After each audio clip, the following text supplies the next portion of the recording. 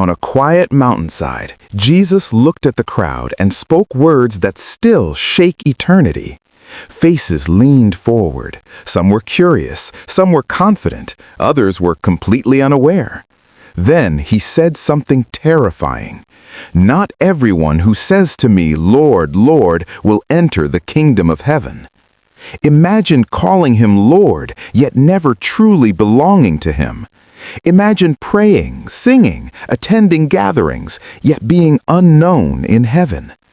Jerusalem was filled with religious activity, rituals, robes, sacrifices, traditions. But heaven was not impressed by appearance. Heaven searches the heart. The crowd that day probably assumed they were safe. There are two roads in this life, one narrow, one wide, and many religious people walk confidently on the wrong one. Some preach with power. Some speak with boldness and charisma. Some even perform miracles that leave crowds astonished. They cast out demons. They prophesy. They use his name publicly. People applaud them. They trend. They become respected. But heaven does not measure applause. It measures obedience. It is possible to wear holy garments and hide an unholy heart. It is possible to hold a Bible and still hold on to sin. It is possible to lift your hands in worship while your heart is far away. There are preachers who preach to others, yet never surrender themselves. And the storm clouds of eternity are closer than we think. One day, a throne will appear, not symbolic, but real. Multitudes will stand before divine light no shadow can escape. Confidence will vanish, titles will mean nothing, and many will boldly say, "Lord, Lord, didn't we prophesy in your name?" They will list their works, their miracles, their ministry. They will expect applause from heaven. But a book will open, the book of life, and some names will not be there. Shock will replace confidence. Then Jesus will say words that echo forever. "I never knew you." Not, "I knew you once," not, "You disappointed me." "I never knew you."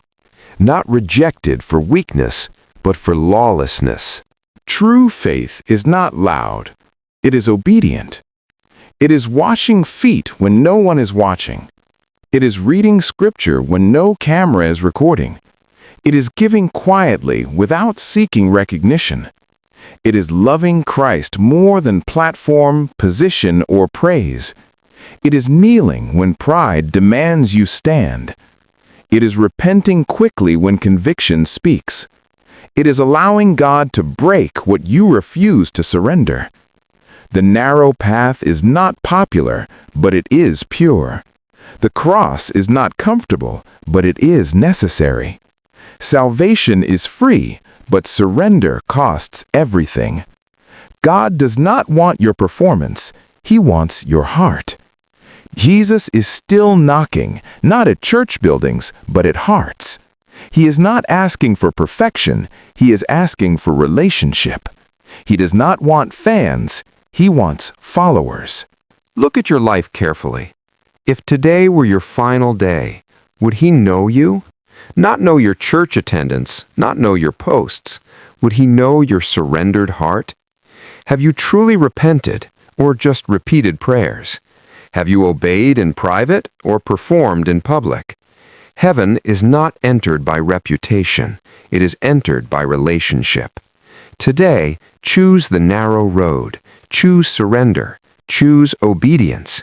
So that when you say, "Lord," he will answer, "Come in, I know you."